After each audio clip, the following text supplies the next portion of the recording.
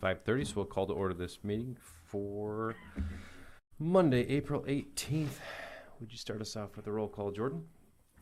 Councilmember Ronayne. Present. Remley. Present. Lunsman. Present. Reif. Present. Johnson. Present. Reinbold. Present. Langer. Present. Rux. Present. Mayor Shoneman. Present. Please stand with me for the Pledge of Allegiance.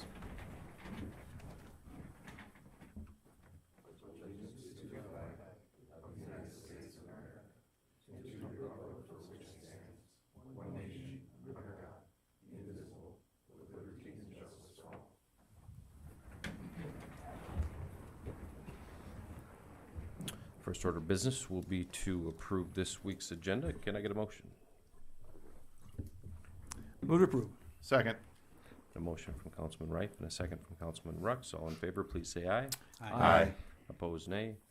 Motion does carry. Next order of business will be to approve last minutes of the meeting from April 4th. Can I get a motion to approve those minutes as printed in our packets? So moved. Second. Got a motion from Councilman Johnson, a second from Councilman Reinbold. All in favor, please say aye. Aye. And opposed, nay. Motion does carry.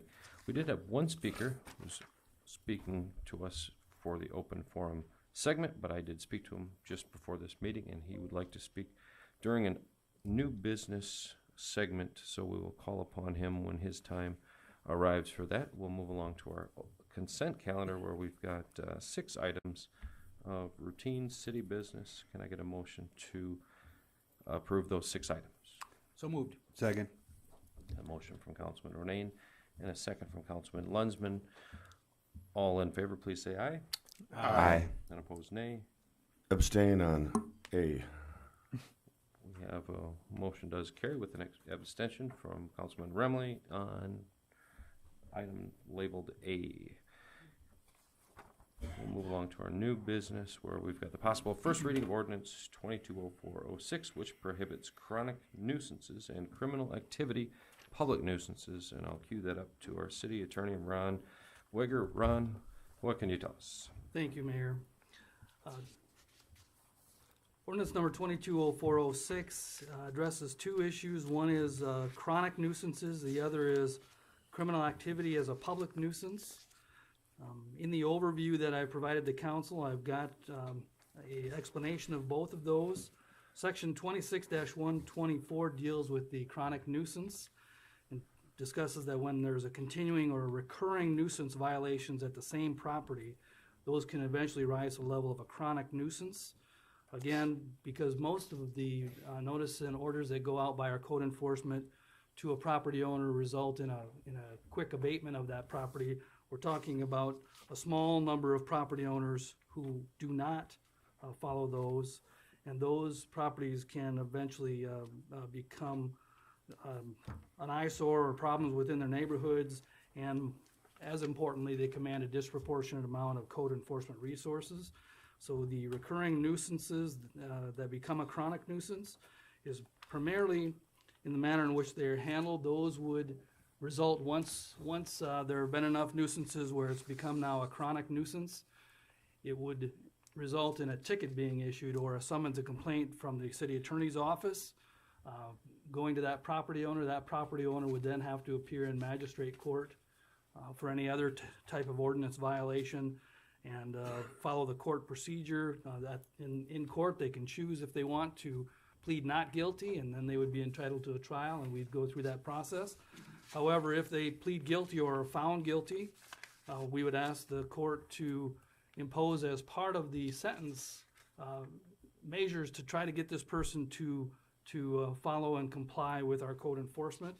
And there is an enhanced process for that. First chronic nuisance would be what I would consider the regular fine. Right now, for a first offense on almost anything, it's $122.50. which includes the costs, the court costs. However, on a second chronic nuisance violation, that would double to $245, and then potentially on a third violation, if we got that. Again, if we had somebody who was that intransigent, we'd be looking at potentially the maximum penalty.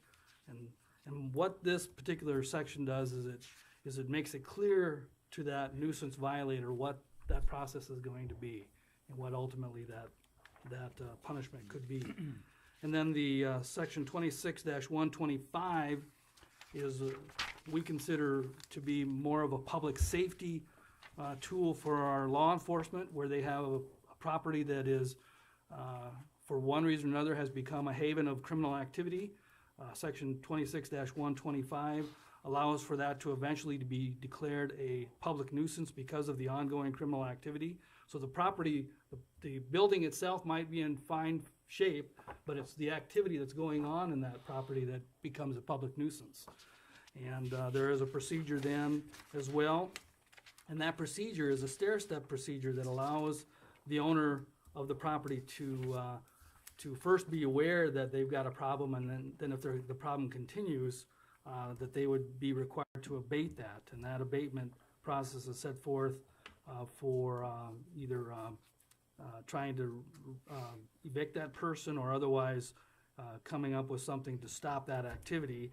The owner is granted significant rights in that process and can show us that they are starting that eviction, and that the eviction process has been completed. That would be a defense. So as such, staff would recommend that the council approve this particular ordinance. Move to approve. Second. Got a motion to approve from Councilman Renane and a second from Councilman Remley. We did have that speaker I'd alluded to a little bit ago. So Bob, this is probably a good time for you to stand up and make some comments if you're so inclined. Make sure that the green light is on in the podium so that we can hear you and the viewers Thank you, can Mr. hear you as well. Shoneman, and the council. I just have a couple, as a landlord, I have a couple comments on this stuff. I have 5 properties in Aberdeen, so once in a while I get a letter from code enforcement. It certainly would make more sense to me if I got a phone call, email, text. In today's world, it's much easier to get stuff handled that way or faster. And if I'm not aware of it, then the code person would make me aware of it right away. Otherwise, we're waiting 2 or 3 days for mail and that kind of stuff. So that would be my first comment. From time to time, the police need to get a hold of me to find somebody, or the sheriff's office, or the fire department. They can find my phone number pretty fast, pretty easy. So code enforcement should be able to find my number pretty fast too. Then going down to criminal activity, most tenants are good tenants. By far the majority in the last 30 years have been good tenants. Sometimes I get a bad tenant, or more often, I'll have a good tenant, but someone with a criminal history will move in with them. And in that case, I just can't change the locks.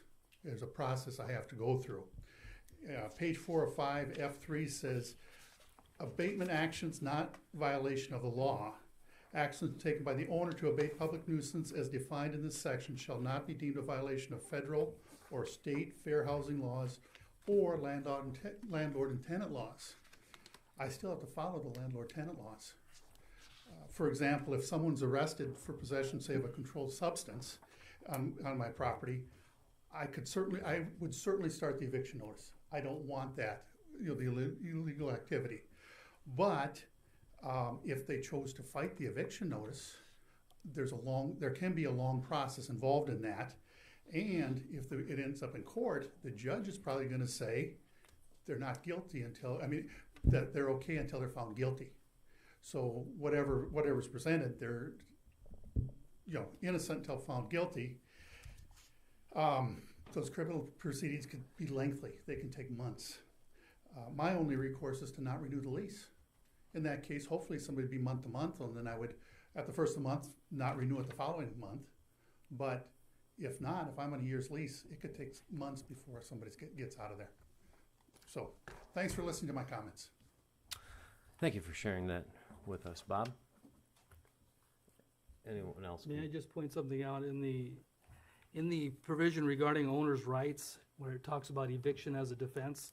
There is language in there that would allow for an eviction process, as if that were to be getting drug out because of the court proceeding. There is a provision in there that allows it to be as within 75 days or as soon thereafter as court procedures allow. So a landlord would be able to show that to code enforcement, would say that perhaps like a continuance was granted, or the court hearing won't be until this date, those would be the kinds of defenses that you would have available to you. Thank you, Ron. I have a couple of points to make if no one else intends to chime in on this. I had asked our code enforcement director, Brett Bill, to provide a list of the current existing offenders and the list of 34 properties. Those currently have 3 or more violations? Would be 5 or more. 5 or more. And so my staff and I, throughout the course of late last week and early this week, traveled around to a majority of those. We didn't get to all of them. We took pictures of all of them that we visited, and I can tell you that it seemed to me that a number of them were in pretty good repair, didn't have any debris, didn't have any noticeable problems from a vantage point. So we must be digging a little deeper than Well, that should be the case, because that list you received were people that we've already gotten after. They should have cleaned up by the time you looked at those properties. And so they just willfully clean these things up without the court visit. So I was kind of trying to figure out is how much of an eyesore are these? And there certainly were some that I would say had a fair amount more junk in their yard than makes me personally comfortable. And you have to realize it's not just based on eyesore, it's based on the International Property Maintenance Code. There's things in there that not necessarily makes it an eyesore, but there's health issues, safety issues. So it's not just you drive by and go, oh, that looks bad. Well, I was curious about that, so I pulled up the nuisance definition as it reads in our own code. And I'm going to read this real quick. Number 1, a noise injures, endangers the comfort, repose, health, or safety of others. So that's pretty broad. I mean, I'm annoyed by many, many things that the code enforcement shouldn't be involved in. Makes me a little uncomfortable. Offends contemporary community moral standards is one, and I couldn't for the life of me tell you what that means. How would you read that, Brett? Well, I guess depends on what your moral standards are. If it offends contemporary moral standards, those are different for everybody. Sure. No, and that's But the there point. again, you have to realize within the property maintenance code, there is a breakdown of what these violations are. It just doesn't go by the definition. Yeah, it within the drills down a ordinance. little further, but these are the 100% of the definition of this. It's encompassed in the definition. And those are the first 2 of the 5 then. Does or tends to lower the value of adjacent real estate because of unsightliness. And so that's one of the measures I would imagine that you're kind of taking into consideration. Unlawfully interferes with, obstructs, or tends to obstruct, or renders dangerous for passage any lake, river, bay, stream, canal, basin, or public park, square, street, alley, right-of-way, or highway. So that would be where people had crap beyond their property borders. Yes. And then lastly, in any way renders other person insecure in life or in the use of property which affects at the same time the entire community or neighborhood or any considerable number of persons, although the extent of the annoyance or damage inflicted upon those individuals may be unequal. So I guess the reason I read those things is that, to me, is a very, very hazy series of definitions. Again, that's why we have a list of violations. We just don't go on the definition of a nuisance. Sure. And one of the things that we had talked about here was, boy, this is going to get out of hand if we're doing snow removal and grass and that sort of a thing. We were assured that it wouldn't be, but is that in this ordinance? What you were reading, Mr. Mayor, is subsection B of 26-118, but subsection C then drills down specifics with the enumerated nuisances, and the things you just mentioned, Should Mike, support those things. would be within there, yeah. And the language that you talked about earlier, that broad kind of general language to encompass, to give a definition to what a nuisance is, the kinds of things that are identified in C then would fall within that general language too, under B. So Carcasses and junk and the like. building and scrap materials. I mean, just things that junk inoperable vehicles, things like that can render a property unsightly, can cause property values to be affected. Again, if those things persist and continue. But it also says not limited to. So I mean, it could be anything. Anything that annoys anybody else could be a nuisance by the definition of our rules.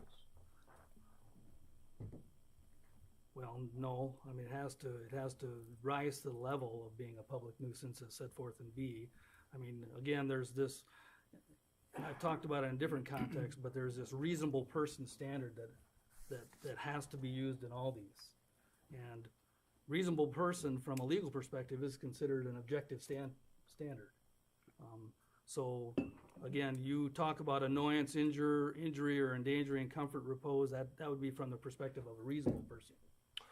Well, all of us are reasonable people. I'm 100% sure of that. But the next guy, that's my always point, is what about the tyrant that enforces this after Brett's gone or after you're gone?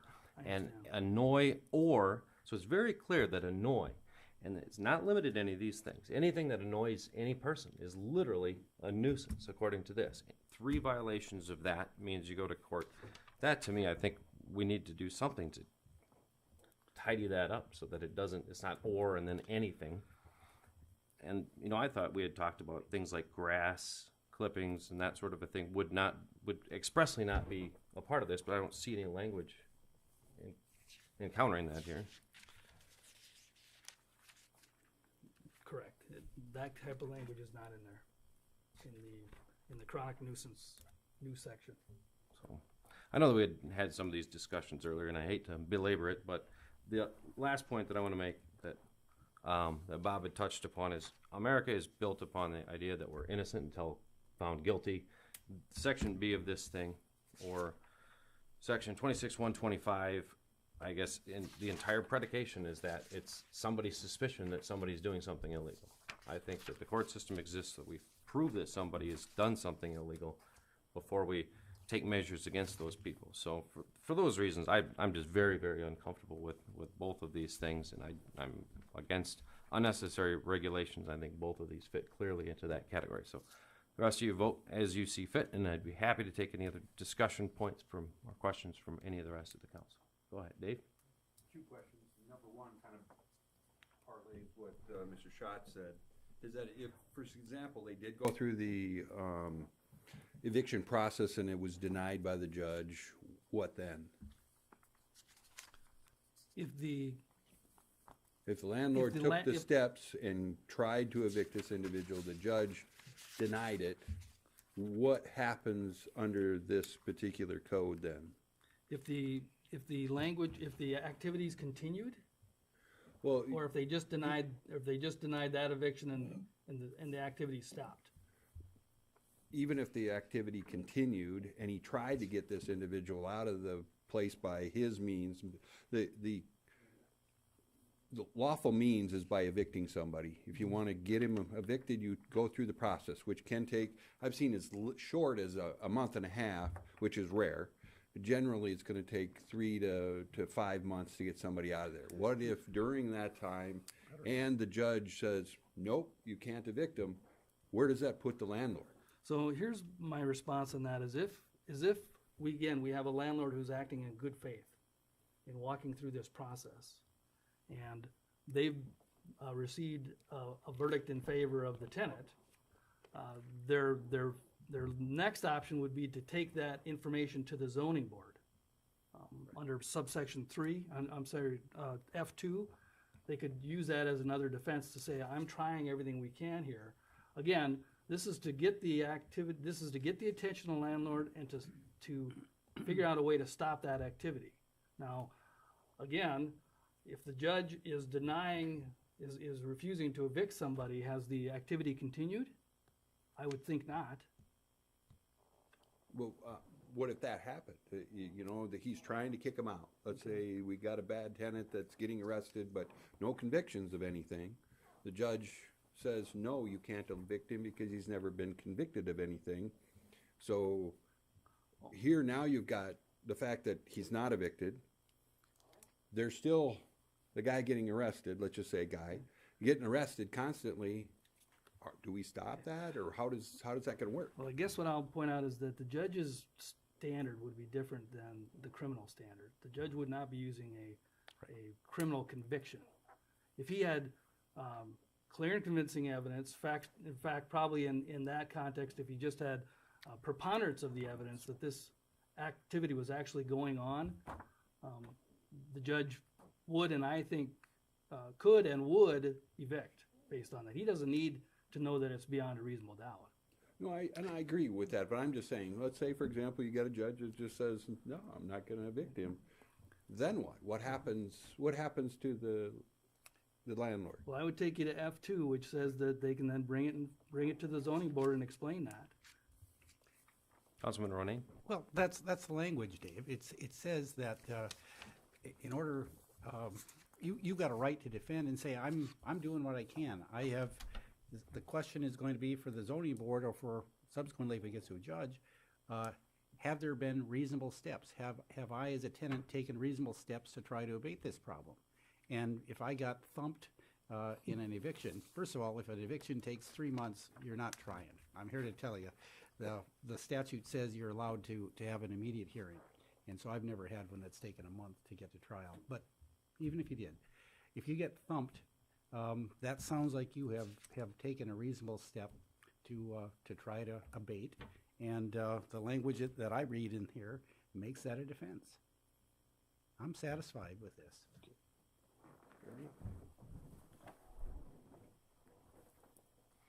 Go ahead, Clint. So, and of course I brought this up to the city attorney, a situation before. You know, there's a house in my neighborhood where has had multiple tenants that have had, you know, some of the issues under this subsection 2 of 26-125. So let's say you have one tenant there who, again, violates part of this, and then that person kicks them out. You know, they may be month to month, can work pretty easy. Another person comes in, again, has another issue. Landlord does the same thing again. You get another person in because, you know, again, I think sometimes the lower rent properties attract very similar type individuals.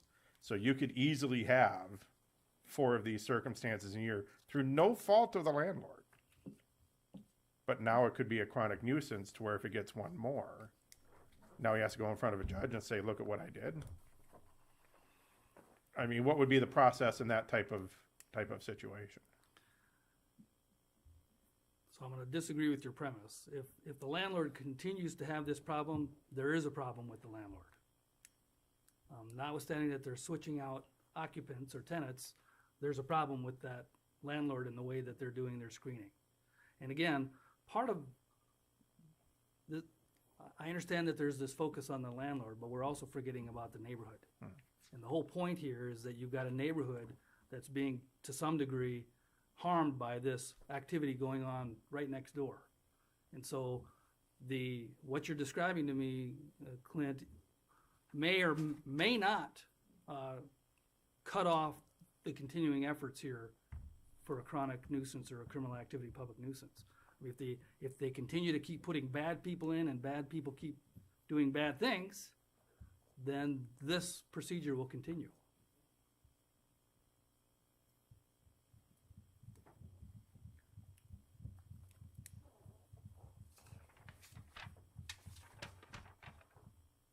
Is there a way to safeguard against the guy who replaces Brett someday that's going to be way worse than Brett, that it wants to get gung-ho with grass clipping violations and that kind of a thing? I appreciate the way you stated that. Well, none of this is a personal affront. I don't want anyone to think that in any which way. And I spent an entire day looking at properties. You know, I want to understand we're overstepping people's rights. I mean, Can I speak, Mayor? Go ahead. I understand what you're saying, where you feel we're overstepping people's rights, but you know, Ron alluded to the fact that we're also trying to protect the people within the neighborhood, the people that live next to this, the people who have to deal with this day in and day out and look at this every day, the people that have to worry about their property values dropping because of this. Those are the people that I talk to. And it's unfortunate that they don't call the council. But there again, I don't direct them to do that because my job is to take that brunt so it doesn't come to you or come to the city manager. And I apologize for using the word overstepping. That wasn't the word that was in my brain. Sometimes I talk faster than I think. So, Mayor, if I could respond Can I say something quick? Councilwoman Langer, what have you got? So I also drove around, and I also talked to some of the neighbors of people that have come to me. So, Brett, it's funny you say that because I actually have been approached by some people who have had issues. And ironically, one of the houses is in my neighborhood. So I think that I see your point, Mr. Mayor, and I honestly, I see your point, Clint, I see everybody's point, but I do think that there is a necessity from the standpoint of the people who are homeowners and paying property tax and seeing their values change, the safety of their kids. One of my constituents literally told me they're considering moving because of the situation, and they just don't feel safe because the landlord is not taking care of the situation with the tenant that they feel like is an unsafe situation. And so that was just really disheartening to hear, considering they have a child the same age as my kids. And so I just, hearing that perspective, like I get genuinely that we feel like we are taking away rights somewhat, but I also feel like we have an obligation to also protect people who own their homes and are just trying to live their everyday lives and feel unsafe in their homes because of a renter across the street that could be doing illegal activity. So I feel like there has to be some type of compromise in this. And, you know, I don't know if there is something we can put in that, I don't know, but there is a need for it, I do think, because I don't believe that Brett or his department or Ron ever would come up with something just for fun like this. So I definitely see the need for it, and I don't know what the compromise is. I thought that after the last meeting that there had, or the work session, that we had kind of come to a compromise that made everybody feel better, but it kind of sounds like we're backtracking on that. So I'd like to try to figure out something that makes everybody comfortable passing something along the lines of this, because there is a definite need for protecting our constituents that are having issues with these nuisances. Thank you, Councilwoman Langer. Good points. So a couple of questions that I've got then. You know, one of the things that had come to my mind when I was reading through this, so people that own their house, but they've got an unruly teenager that, you know, I'd hate to say they were murdering and manslaughtering, but perhaps they were contributing to delinquency of a minor, or perhaps there was assault, domestic violence type of situations. Is there any sort of provision, or that I mean, what is ultimately going to happen in that case with the parent homeowners that just don't have a good handle on their child's behavior? Well, again, to the extent that that kind of criminal conduct is persisting and repeated, it would simply be following the requirement here, which is they would get the notice, they would be told they have to take care of this. And again, even with an unruly teenager, it puts upon them, and again, the burden that it's having on the neighborhood, but it does put on that parent or those parents the burden of figuring out what they're going to do so that this criminal activity stops. But ultimately, their power would be shut off and their water, and they'd be If it got to forced that point, to leave their home. yeah. Josh, what have you got? Brett, can you give us some examples of some of the violations found in this code? Junk, garbage, unlicensed vehicles. Again, junk's a very broad term. Could be building materials. It could be rubble. It could be vehicles that aren't running, that, you know, are missing tires. Broken windows, broken doors, homes that are vacant. I mean, there's so many things that fall under nuisance. Granted, they're documented within the ordinance. You know, we can't just make up what we think is a nuisance. Yeah, thanks. That's kind of what I was looking for. Just for the people listening at home, what's in this code and what qualifies as a nuisance. So currently now, the first offense currently is $122.50. Yes. That's not changing. That's something that's there now. No. Well, to the extent that I were to charge one out, that's what we'd be looking at. Yeah. So the only complaints that I've received as a council member are from people who own, a lot of times it's commercial type property. And, you know, somebody will go there and leave a they'll open their door and they'll drop off a bag of trash or something, and then they'll get a notice from the city. What's the process between the first notice and the second notice? I mean, how much time do they have? We try and give them at least 10 days. Okay.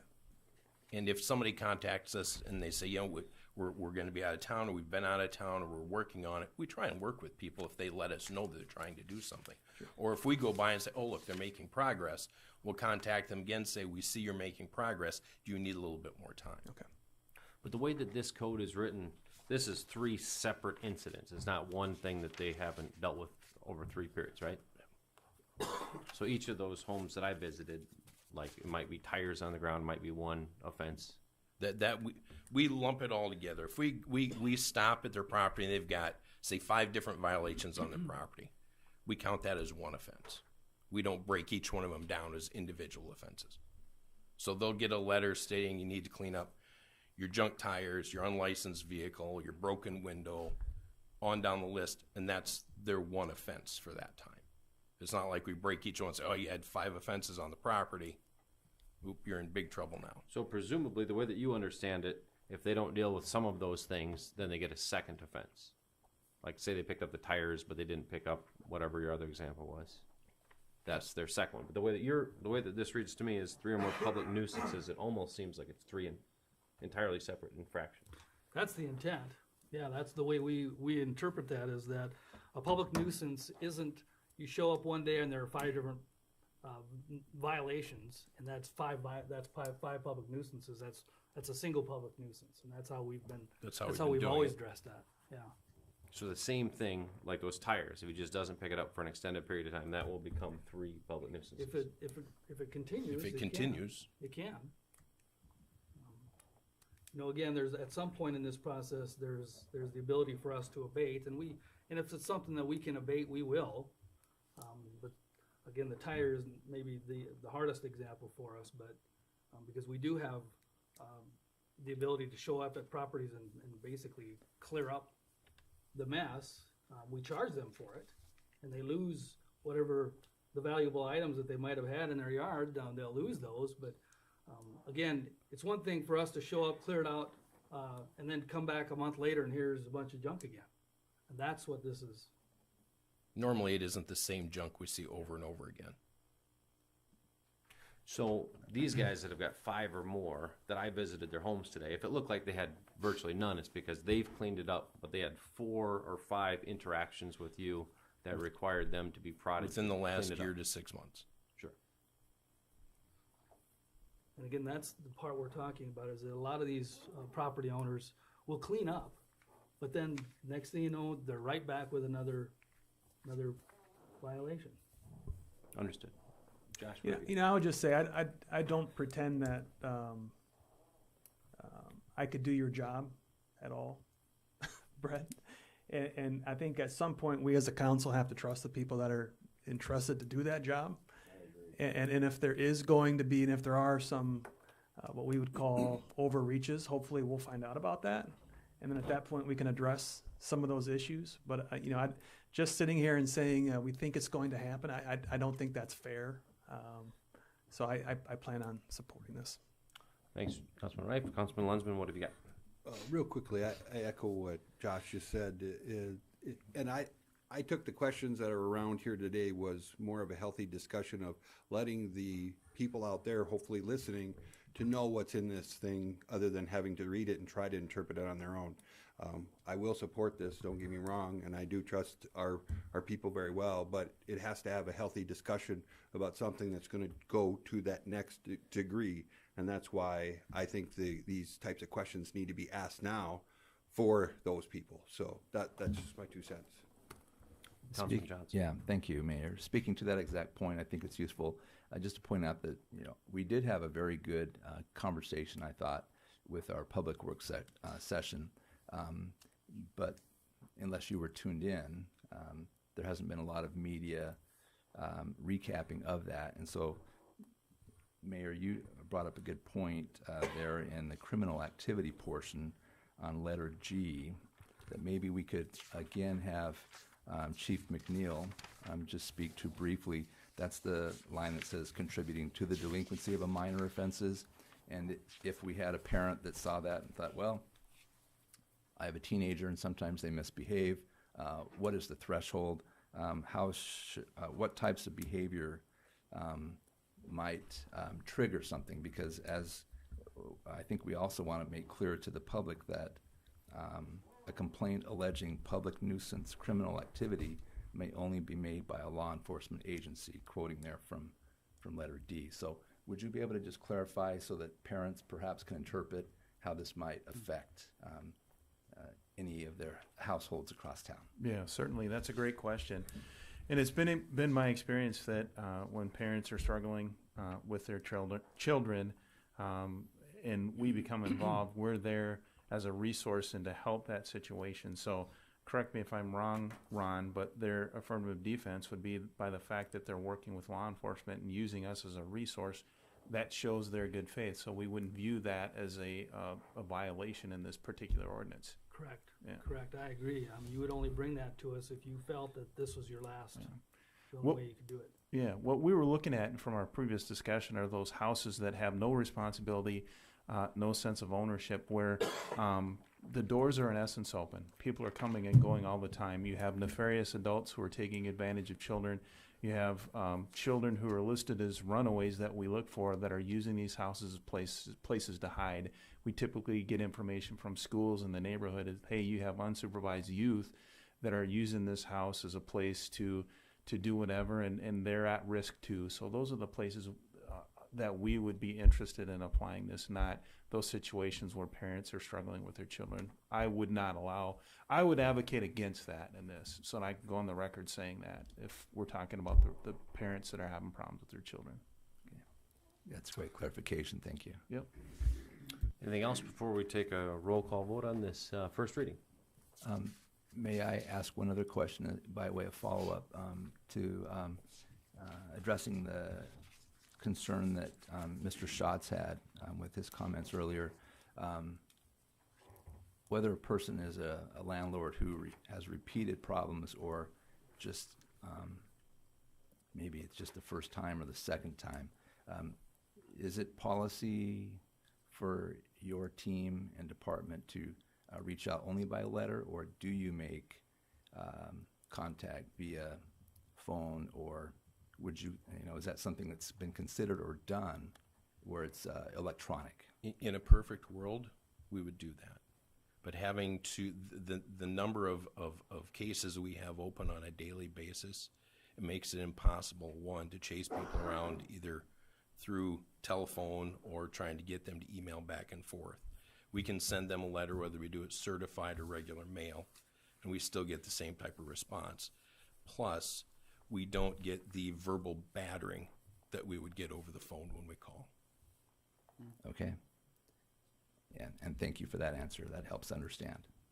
I would add that our commitment to our piece with this would be, in my view, the criminality that we're talking about isn't going to happen that often. So if we do have a legitimate place, our department would greatly assist, and we would enjoy making contact with that property owner, through documentation, a letter, and even having a conversation. So that would be a commitment from our department if we did have the criminality piece to this, that we would try to make contact and work with Brett and his department for that. So, and a follow-up on your question is the reason we send the letter out is it is our documentation. We keep a file of all these, so then we can show this is what we told them.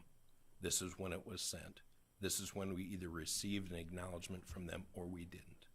So it's part of our paper trail, if you will. Understood. Yeah.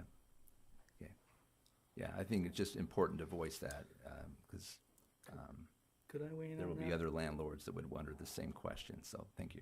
I'd like to weigh in on that too, and I want to speak to Mr. Schatz directly on this, is because what we found is that this information age has its pluses and its minuses. The minuses is that because we have so many ways of being communicated with, text, email, social media, that there's all these opportunities for the city to be able to contact me. But the problem is we don't know those, and everybody has their own preferred way.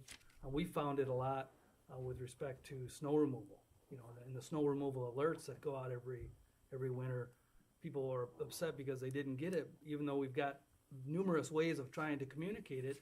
But their one way that they use, that's not the way we got a hold of them, or they didn't get that information. So we find that that's almost a catch-22 sometimes, to try to find that one magic way of dealing with that one person when we got literally thousands of complaints that you're dealing with in a year. So it's not that we don't want to, it's just that we can't do that, Mr. Schatz. And if I get the mail, which I don't get every day anymore, then I get it, you know. But I have the cell phone with me all the time. So thank you. Thank you, Bob. Jordan, would you go ahead and give us a roll call vote on this first reading, please? Councilmember Ronayne. Aye. Remley. Aye. Lensman. Aye. Reif. Aye. Johnson. Aye. Reinbold. Aye. Langer. Aye. Rux. Aye. Mayor Shoneman. Aye. Brett, I trust you guys with this whole deal, and I hold my nose and vote yes on this one. And I appreciate your support. Possible first reading, ordinance 220407, which regards alcoholic beverages in parks and recreational facilities. Ron, what can you tell us about that? Thank you, Mr. Mayor. Ordinance number 220407 is a kind of a comprehensive review and rewrite of the alcohol policies regarding our public parks and recreation facilities. And I've started in the tagline of my overview saying that South Dakota's laws regulating alcoholic beverages are a labyrinth, and that was an understatement. They're Byzantine, whatever other kind of negative words you can use with our alcohol laws. And when it comes to consumption and sale of alcoholic beverages on our public properties, it's even worse. And so what we've done here is and this came up in another context about somebody wanting to do a special event and wanting to sell a certain type of alcohol, and it caused us to review in whole cloth our alcohol policies. And so what 220407 does is it helps clean up those provisions in the Parks and Recreation chapter regarding alcohol. And it does, the major thing it does is it requires the park board to adopt an alcohol policy, and essentially empowers the board, authorizes the board through that to set policy for certain of its parks and recreation facilities. But it also gives this council an ability to have a say in that. So there is a provision for prior to its adoption, the council would have an opportunity to review and recommend. And I want you to understand there is a little tightrope that we're walking there, because by law, the South Dakota, or the Parks and Rec Board does have authority over the parks. However, this is the ability of the council to say we were part of that alcohol policy. We agreed with that, and we recommended approval. And then it goes on to state clearly at 36-62 what areas where alcohol will be absolutely prohibited. And it's buried a little bit in the preface to that, but it talks about there will be no alcoholic beverages at an organized youth activity, upon a designated recreational trail and park pathway, and at the following municipal parks and described areas of municipal parks and recreational facilities. And you can see then the list that we've put together. We are trying to relax it a little bit. I want the council to understand that. Everybody understands that alcohol in whatever delivery form it might have, whether it's beer, wine, or liquor, essentially can have the same effect. And so we're starting to look at that as being something that can be updated, so it's not always just beer. It can be other things as well, but we're going to let the process determine that. And the process is two things. A facility permit that the Parks and Rec Board will issue, and then a special event license that this council will issue if somebody wants to sell alcohol. So everybody will have an opportunity to weigh in on this process. But we did initially present this to the Park Board at its last meeting. Staff had a work session for a draft alcohol policy. We'll actually have a Park Board work session this Thursday to go over the draft alcohol policy. So we're moving forward. I think everybody is excited to see this be adopted, and staff would recommend approval of this ordinance. Move to approve. Second. Second. Got a motion from Councilman Remley and a second from Councilman Rux. Tiffany just missed out. Delay on the camera system. So a couple questions I've got. So the water park, a couple of years ago, they had done an adult night at the water park. This thing expressly prohibits the water park. Would they be able to do an exception to that with that permit? No exception. If it's expressly prohibited, there will not be any ability on the part of the council or the board, the park board, to change what's prohibited. The only way you could do that would be to change the ordinance. And as I recall, the aquatic center, for example, the problem there is that you've got water and you've got underage staff who are the lifeguards. So it was decided that needs to remain on there. So is the feeling that after that event occurred that it was not a desirable thing to do it again? I thought that it went without a hitch, to be honest with you. I guess I'm not sure. There was not alcohol at that event. What in the world? I made an appearance, but I was pre-gaming it so hard I didn't notice. I guess. And I understand the point of, you know, a 14 or 15-year-old or 16-year-old. Now you have someone older who's trying to regulate that person's drinking could be an issue. So, Will there still be the requirement for the nonprofit involvement and like we had with this concert at the Civic Arena? No, I mean, I just want to make sure that I'm clear, and if I'm wrong, Mark, you can let me know. But the alcohol policy will, nonprofit events can get special event licenses, but also commercial can get special event licenses. I think the price structure will be different for a commercial event. I think they will find that it's not cheaper necessarily to be in a public facility as it would be to be in one of the private facilities. But from what I understand is if we allow liquor, for example, in the arena as part of the alcohol policy, then that would be something that they can go through that process. And in fact, that was the issue that kicked this off. Right, I figured as much. So that was the intention of this, is to allow for those type of concerts to serve alcohol. And do we have a sense of what the pricing is going to be for those? We do not, permits? but that again, that's where the park board gets to flex its muscle on this, and they might decide that there are some facilities that we just will not allow liquor in. Thank you, Ron. Any other questions? Alan, have you got? If any of you read this through carefully, which I'm sure everyone did, I got the idea it was almost a generational thing, that people must have danced a lot more in public than they do today, especially out at Wiley Pavilion. It was almost amusing to read some of the old wording, but I just had one tiny question on page 3 of the document, section 36-62, under 7B. Now reads with the red line, the beach, fishing piers, and waters of Lake Minneeho, Wiley Lake in parentheses, but not including the shores. Can you describe where the shores are if it's not part of the beach or waters? Yep. And this was a conversation that we had about that, because should people be allowed, if they can't do it on the beach or on the piers, should they be able to sit in the riprap area basically that surrounds the lake? And be able to fish and have a beer, and we decided the answer should be yes, and this is the language that tries to allow that. as long as they're not on the beach. As long as they're not on the sandy beach area, yeah. Yeah, and those will be, that beach areas there'll be good signage there, so people understand you can't drink here, but there won't be signage around the rest of the shore. Upon airing that question, is it thought that it's clear enough, or do we need to be even more specific about shores? I think that's clear enough in there.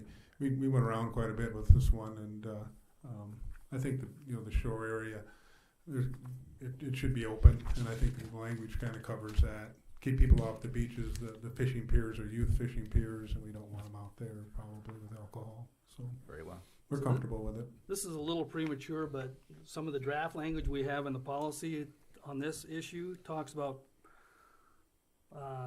the prohibition against alcoholic beverages does not extend to the shores around the rest of the lake. Persons fishing or relaxing on the shores, but not on the pathway, may consume allowed alcoholic beverages. So that was again, this is a balance, and this is what we're trying to do, and we're trying to open up a little bit to allow more of that activity if we don't see it as being harmful.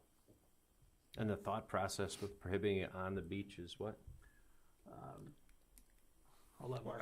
I think the same thought process we would have there is we have, you're mixing water with children. We have a lot of children on our beaches, and that's been our policy to keep the alcohol off of the beach. So. And you'll have the swimmers. And you have the Potentially swimmers. people will be swimming and will be heading into the water. So. Thank you. Gentlemen, any other questions? All right, then. Jordan, would you give us a roll call vote, please?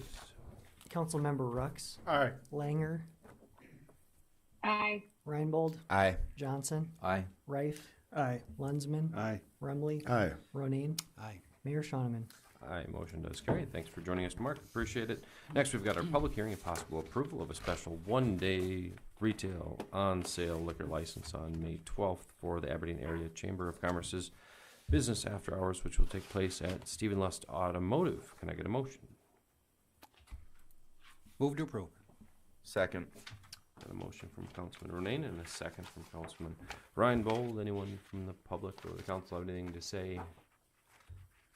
Jordan, would you give us a voice for all in favor? Please say aye. Aye. Aye. Aye. Did you actually? Oh. Yeah, did you forget C? Item C. Oh, I cast Mark out of here just a little bit too soon. Mark, let's backtrack a little bit to item number C. I've scribbled too much on my paper to make heads or tails of which one we've accomplished with that one. So I'm going to go back to C, where we've got the possible approval of the termination of a joint powers agreement and a new agreement for the cooperation of school facilities and city parks and recreation facilities between the city as well as the Aberdeen School District. Ron, why don't you tell us about that? Thank you, Mayor.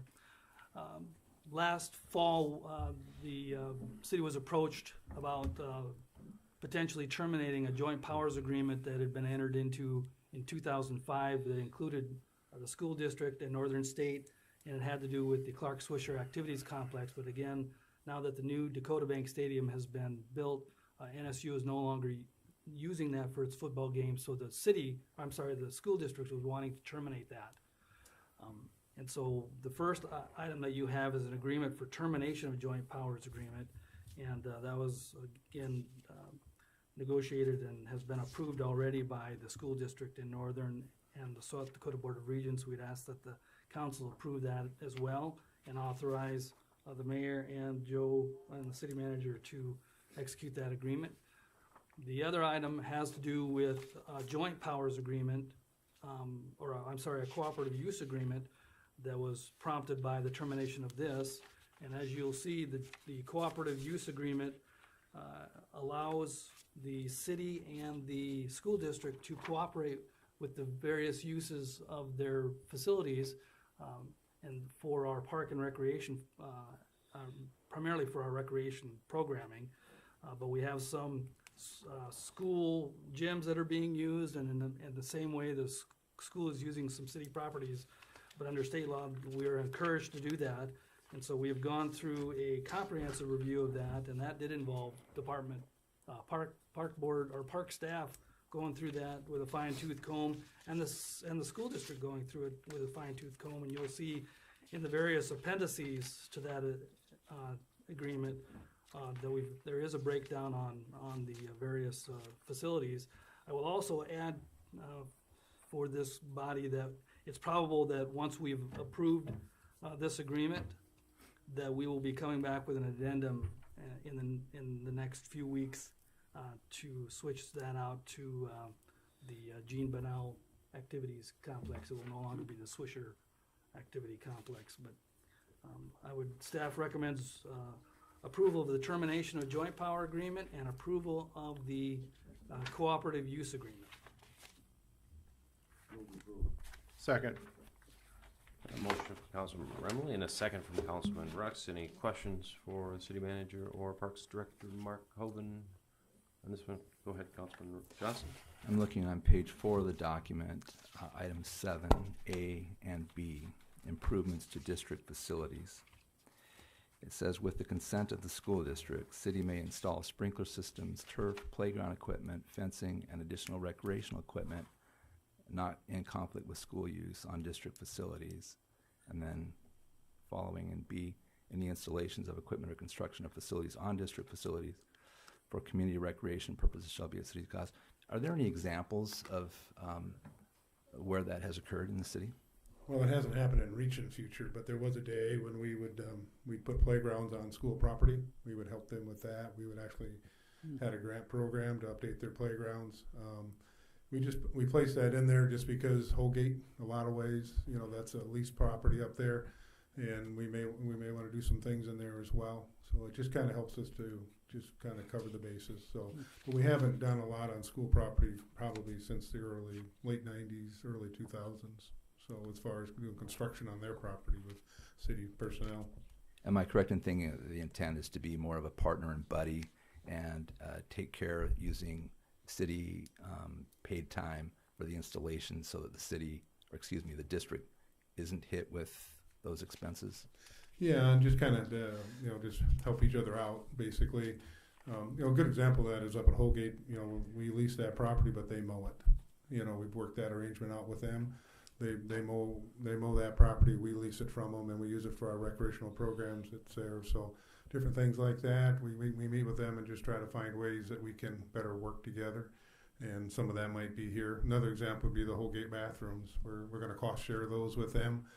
They're going to maintain them through 9 months out of the year. We'll have them for 3 months, and you know that building is owned by the city, but the school district is going to pay 50% of the expenses to put a couple of restrooms in there. So that kind of stuff that we look at, how can we better help each other out and get it done so that it's good for the citizens, really, not so much for everybody else, but we're just trying to do it for the citizens and their needs. So yeah, hope that makes sense.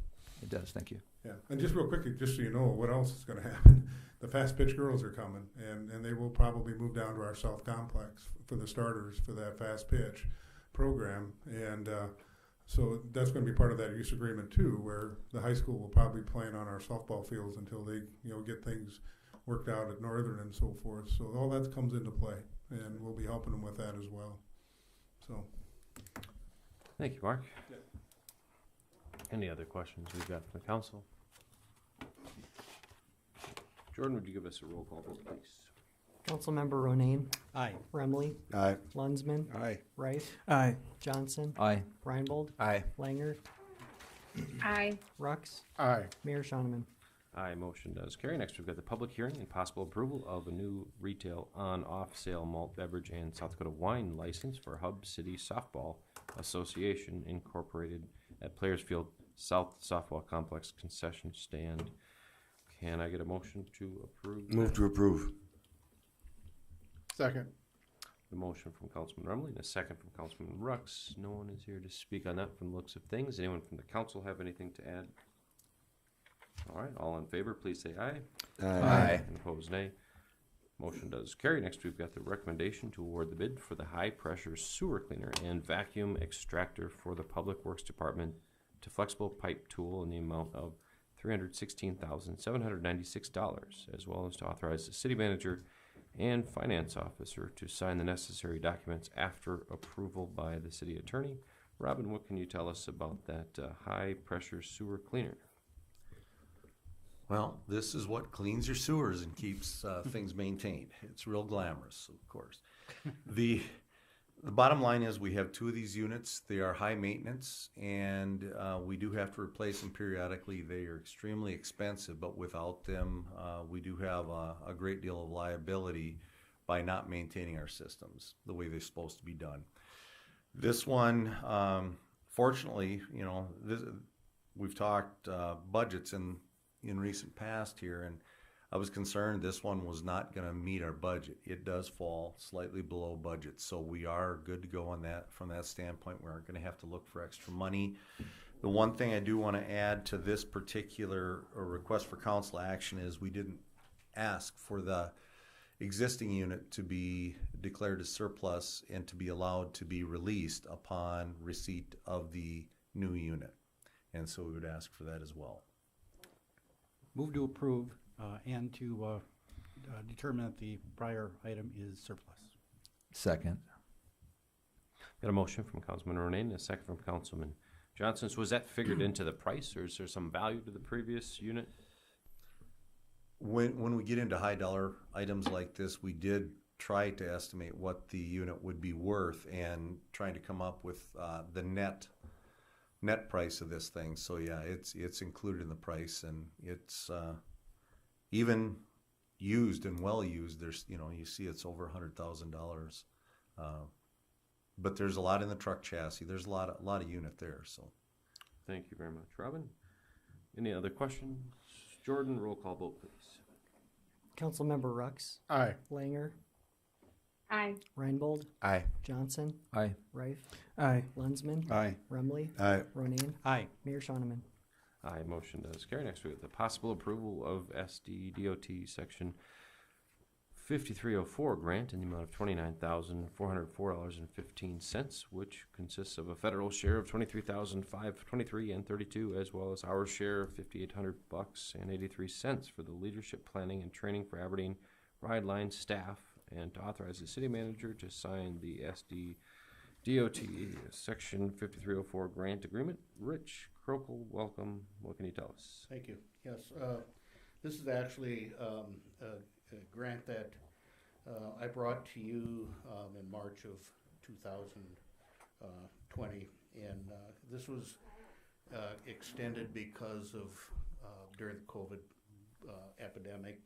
Things were shut down, and planning and training conferences and things were shut down. So this will go through September 30th of 2024.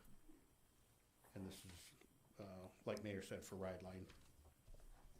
Move to approve. Second. Got a motion from Councilman Johnson and a second from Councilman Rux. Any questions for Transportation Director Rich?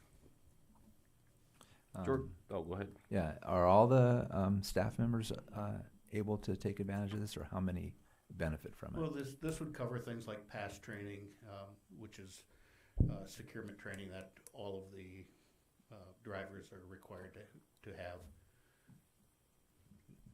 There'll be some other training opportunities in there too.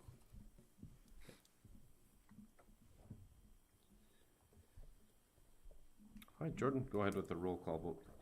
Councilmember Ronayne, Aye. Rumley, Aye. Lensman, Aye. Reif, Aye. Johnson, Aye. Reinbold, Aye. Langer, Aye. Rux, Aye. Mayor Shoneman. Aye, motion does carry. Next, we've got the possible approval of payments for the work on airport improvement projects, and to authorize city manager to sign pay requests. Payment 15, taxiway geometry Helms, 88.30 and 9 cents. Payment 29, taxiway geometry also to Helms, 38.14 and 57 cents. Payment 35 for reconstruction of taxiway C, also to Helms for $145.05. Rich, while you're up there. Yes, so the first one, payment number 15, is for design services for the GA apron, phase 1. And that a portion of that was constructed through the other, the federal grant that was fully funded. The second line item, let's see, what is that, 29, is for construction administration and observation services, where we had the resident engineer on site. And the third one is invoice 35. Again, that's administration services, and airport engineer is working on the closeout documentation for that project. Move to approve all three payments. Second. Got a motion from Councilman Ronayne and a second from Councilman Reinbold. Any questions on the council? Jordan. Councilmember Rux, Aye. Langer, Aye. Reinbold, Aye. Johnson. Aye. Reif, Aye. Lensman. Aye. Remley. Aye. Ronayne. Aye. Mayor Shoneman. Aye, motion does carry. Next, we've got the review and approval of claims and payroll. Thanks for joining us, Rich, for the bills for this week, April 18th, 2022. Move to approve. Second. A motion from Councilman Lensman and a second from Councilman Reif. Jordan, would you give us a roll call vote, please? Councilmember Ronayne, Aye. Remley, Aye. Lensman, Aye. Reif, Aye. Johnson. Aye. Reinbold, Aye. Langer, Aye. Rux, Aye. Mayor Shoneman. Aye, motion does carry. Next, we got the city manager's report. Joe, what have you got for us tonight? Thank you, Mayor. I think I have lots of good news to share. After we let the city attorney talk about ordinances for a while, now I get to talk about good news. Last month, you'll remember Robin brought you a proposal to do a traffic study downtown as kind of part of the two-way conversion at a price tag of about $30,000. But it's very necessary to do from safety-wise and all of that. The good news is that we received word late last week that the Community Foundation has secured some funding for that, to about 50% of it, so $15,000. That check came in the mail today, so we were excited about that. That project is moving along. And then last week, the Exchange Club had their annual event where they name Police Officer of the Year and Firefighter of the Year.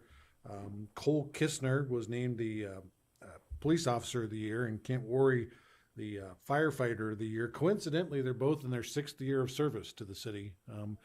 Both very good public servants.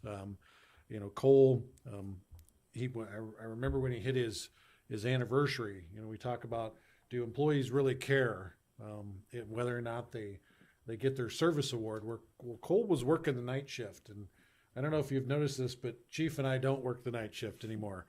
So we were working on timing how to get that to him. And he had another person he shared the anniversary date with who worked the day shift. So, of course, he'd gotten his recognition because we worked during the day. So he was a little concerned of when he was going to get his recognition certificate. And he was in for a day of training and told one of the administrative staff, I'm here today. I wonder if I'll get my certificate. And we had not planned to do that, but that person reached out to Chief and we did it. So they are excited. And I'll always remember that one as, wow, this guy was really excited to get this recognition. And then Kent was another one where he was a volunteer firefighter in the rural district for a number of years, and kept applying before he finally got hired, never gave up, was always excited to become a member of the city department. And both of those are just great folks, and we were glad the community recognized them as well. And that's all I have. That is a bunch of good news. Thanks, Joe. Thank you to Cole and Kent for your service, and thanks to the South Dakota Community Foundation for your partnership on that grant. It's always nice to have partners in that type of a thing. With that, I would take a motion to adjourn this meeting. Moved. Second. A motion from Councilman Ronayne and a second from Councilman Johnson. All in favor, please say aye. Aye. Opposed, nay. Motion does